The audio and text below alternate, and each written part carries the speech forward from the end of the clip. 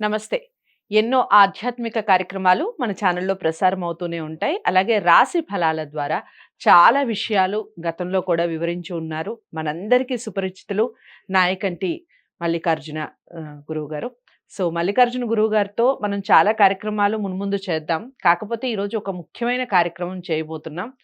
ఎందుకంటే ఆయన ప్రముఖ జ్యోతిష్యులు, వాస్తు అలాగే ఆగమ శాస్త్ర, గణిత శాస్త్ర పండితులు కాబట్టి ఈరోజు ఒక మంచి విషయం గురించి చెప్పబోతున్నారు. శని వక్రగతిన పట్టబోతోంది. జూన్ 30 నుంచి 138 రోజుల పాటు ఉంటుంది అన్నట్టుగా వివరిస్తున్నారు. అయితే వివిధ రాశుల వారికి ఏ విధంగా ఉంటుంది ఈ శని ప్రభావం అనేది చూడబోతున్నాం, వినబోతున్నాం. ఎక్కడా కూడా స్కిప్ చేయకండి వీడియోని. ఎందుకంటే ఇది అన్ని రాశుల వారికి సంబంధించింది కాబట్టి ప్రతి రాశి వారికి ఈ విషయాన్ని చేరవేసే ప్రయత్నం చేయండి తప్పకుండా. ఇక గురువుగారు చెప్పేటటువంటి పరిహారాలు ఏవైతే ఉన్నాయో తూచా తప్పకుండా పాటించండి, నోట్ చేసుకోండి. డౌట్స్ ఏమన్నా ఉంటే కామెంట్ బాక్స్‌లో తెలియజేయండి. లేదు గురువుగారిని మేము కలవాలి అనుకుంటున్నామంటే స్క్రీన్ మీద కనపడే నెంబర్‌కి కాల్ చేయండి. నమస్కారం గురువు. నమస్కారం. గురువుగారు, ఇక తదుపరి రాశి వృశ్చిక రాశి. వృశ్చిక రాశి వారికి ఏ విధంగా ఉంటుందండి ఈ శని వక్రగతి అనేది? తప్పకుండా అమ్మ. ఓం శ్రీ గురుభ్యో నమః. వృశ్చిక రాశి వాళ్ళకి శని యొక్క ప్రభావం అంటే శని వక్రస్థితిలో ఉంటే కుంభరాశిలో శని వక్రస్థితి అనేది ఏర్పడింది. జూన్ 30వ తారీఖు నుంచి కూడా నవంబర్ 15వ తారీఖు వరకు కూడా 138 రోజుల పాటు శని వక్రస్థితిలో ఉండటం వల్ల కొన్ని ఫలితాలు అనేవి మారుతూ ఉన్నాయి. అంటే 5 గ్రహాలకు మాత్రమే వక్రస్థితి అనేది శాస్త్రంలో చెప్పబడింది. దానిలో అంగారకుడు, బుధుడు, గురువు, శుక్రుడు, శని. హ్మ్.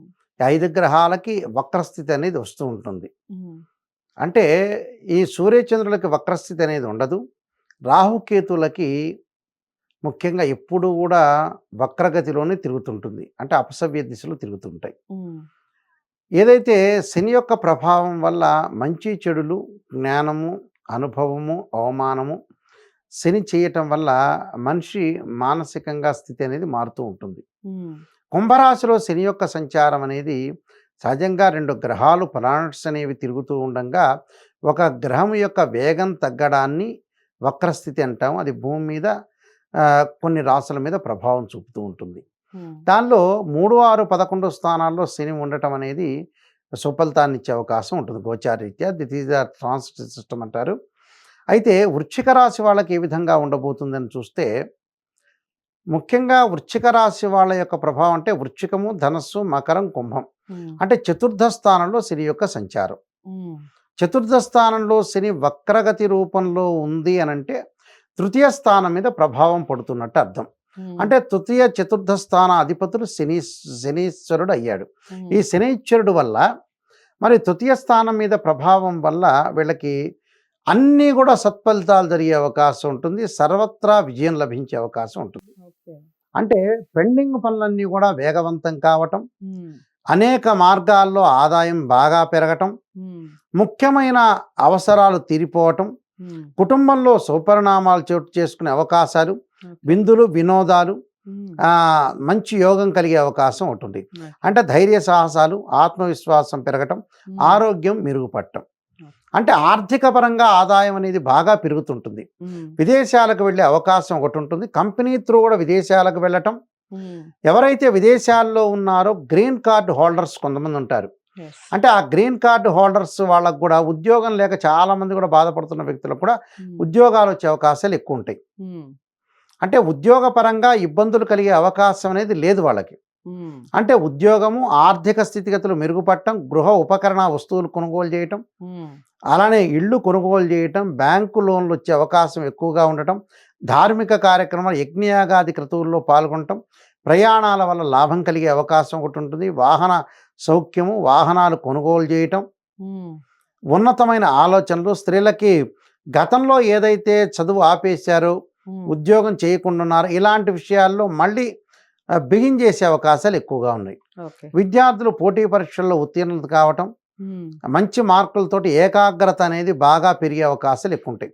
అంటే మానసిక స్థితి బాగా పెరుగుతుంటుంది వాళ్ళకి. హ్మ్. మానసిక స్థితి పెరగటం వల్ల కూడా అన్ని పనులు అన్నీ కూడా క్లియర్గా అవుతాయి.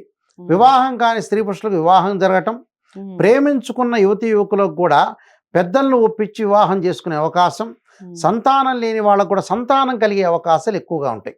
అంటే సంతానం కలిగే అవకాశం. సంతానం సంపదప్రదం అంటారు. అంటే శరీరంలోంచి ఆనందదాతు హృదయం నుంచి కదిలితేనే సంతానం కలుగుతుందట.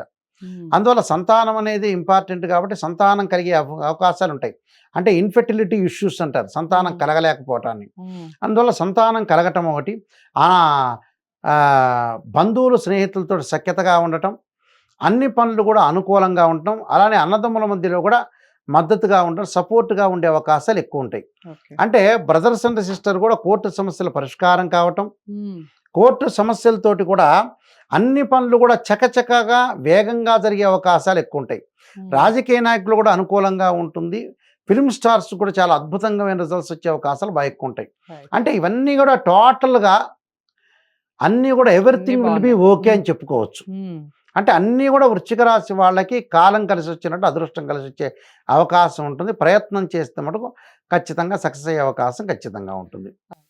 చాలా బాగుందనే చెప్తున్నారు కాబట్టి ఇంకా వాళ్ళు అనుకున్నవి 100% త్వరితగతిన కంప్లీట్ కావాలి అంటే ఎలాంటి పరిహారాలు చేసుకోవాలి? వ్యాపారం బాగా కలిసి రావడానికి, మరింత ఆదాయాన్ని పెంచుకోవడానికి యక్షాయ కుబేరాయ వైశ్రవణాయ ధనధాన్యాధిపతి ధనం ధాన్యం సమృద్ధిమే దేహిమే దాపై స్వాహ అనే కుబేర మంత్రాన్ని చదవటం వల్ల ఇంకా ఆర్థిక పరంగా ఆదాయం అనేది బాగా ఎక్కువ ఉంటుంది.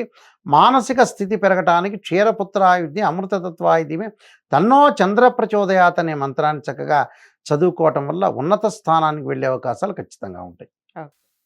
సో అదండి విషయం. వృశ్చిక రాశి వారికి అసలు డౌటే లేదు, 100% అన్ని విషయాల్లో సక్సెస్ సాధిస్తారన్నట్టుగా చెప్తున్నారు. ఈ శని వక్రగతి వలన మీకు చాలా మంచి రోజులు రాబోతున్నాయి అన్నట్టుగా చెప్పొచ్చు. ఇంకా మీకు ఏమైనా డౌట్స్ ఉంటే స్క్రీన్ మీద కనపడే నెంబర్కి కాల్ చేయండి, లేదా కామెంట్ బాక్స్లో తెలియచేయండి. వీడియోని లైక్ చేసి షేర్ చేయండి, ఛానల్ని సబ్స్క్రైబ్ చేసుకోండి. తదుపరి రాష్ట్రం మళ్ళీ కలుస్తాను. నమస్తే.